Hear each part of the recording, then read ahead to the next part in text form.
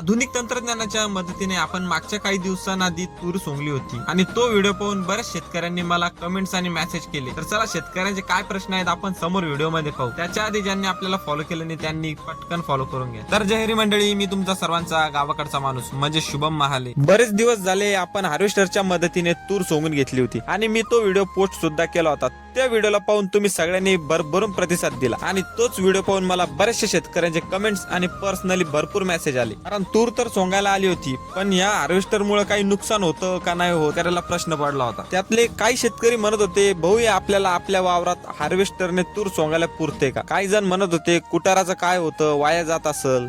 काही जण म्हणत होते कुटारातच दाणे येत असतील.